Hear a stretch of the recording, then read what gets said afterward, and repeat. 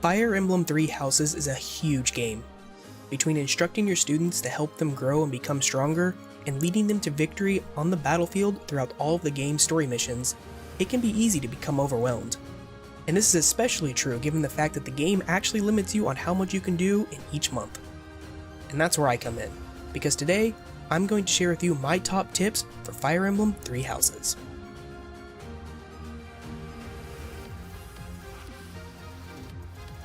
Before we get into this, I do just want to let you know that you can come check me out over at twitch.tv/RosalindGaming. I will put a link in the description below.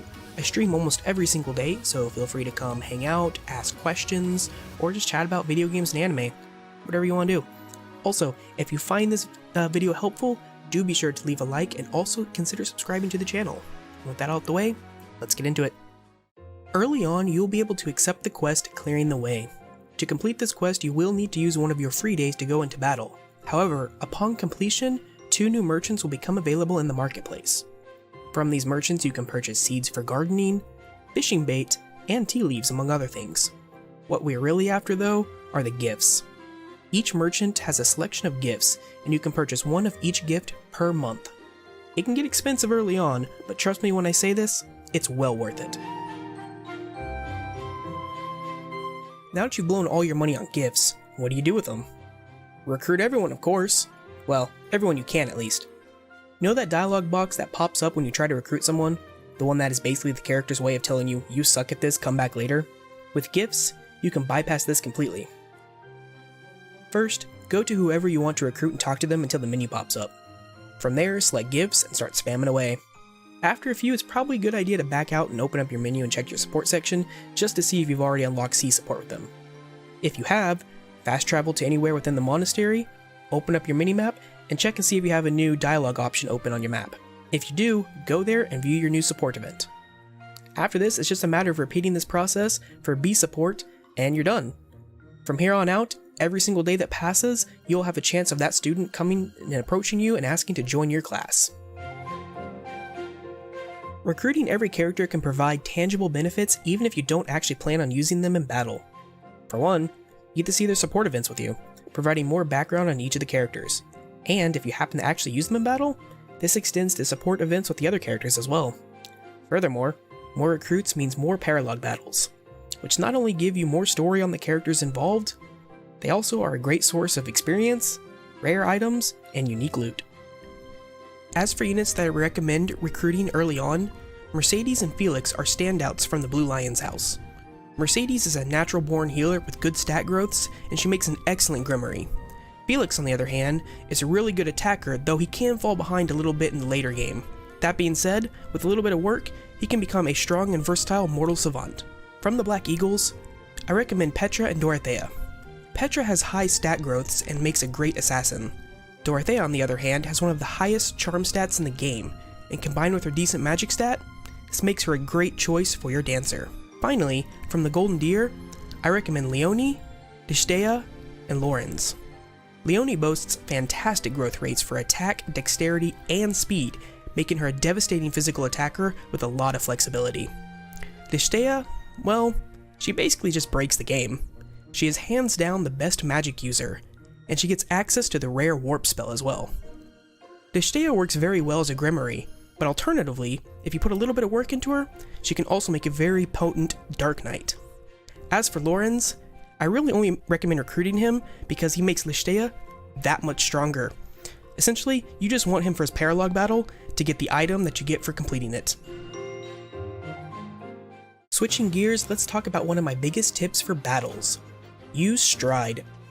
It's no secret that battalions are good in this game, but Stride in particular is incredibly useful. Now, some of you may be thinking, well, duh, but you'd be surprised how many people I've watched either don't use it at all, or have just actually flat out told me Stride sucks because it deals no damage. For those of you that don't know, Stride is a gambit that can be found on some battalions. When you use it, you select a target, and that target and everyone around them gain a buff that gives them +5 movement for the entire turn. This also stays in effect even if you use a dancer on them too. On any map with a turn limit, or when you want to prevent uncontrollable allies or even enemies from stealing your kills and taking your XP, this gambit can make all the difference. Personally, I frequently bring 3 of them to almost every single battle because I think it is that good.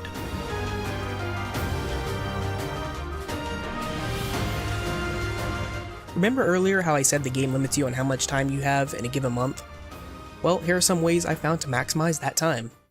When possible, try to do any paralog battles or side quests that require you to actually go into battle on the last free day of every single month, and save the other free days for exploring the monastery. In between the last free day and the story mission, you will never have any lessons for your students.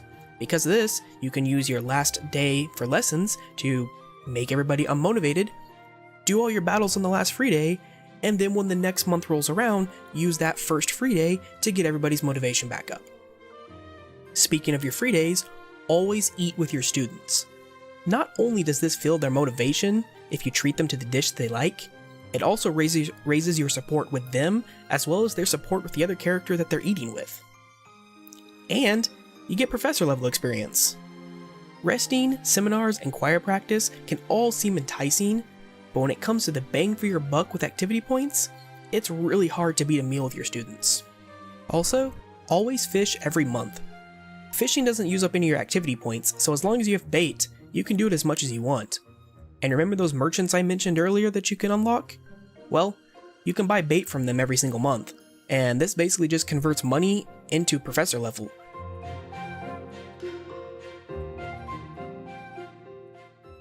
Finally, a don't do what I did thing. Go to the greenhouse every single week when you're exploring the monastery and harvest your crops. For the longest time, I thought you could only harvest crops once a month, and that is very wrong. You can harvest your crops weekly. This is a great source of professor experience, and it's also a great way to get more ingredients you can use to be dining with your students. And now, a couple small tips for New Game Plus. Most stuff doesn't carry over. However, any renown that you have spent towards the goddess statues will carry over, so make sure you spend as much as you can before you actually finish the game. Also, your battalions carry over as well. I recommend purchasing as many battalions as you can, if not all of them that are available, before the point of no return. And don't worry, the game makes it super clear when this is about to happen. Then, on your New Game Plus file, when you finally have access to the battalion vendor, you can sell all your excess ones and get a nice boost of cash early on. And that's it for my top Fire Emblem 3 Houses tips. If you found this video helpful, please be sure to leave a like and consider subscribing to the channel.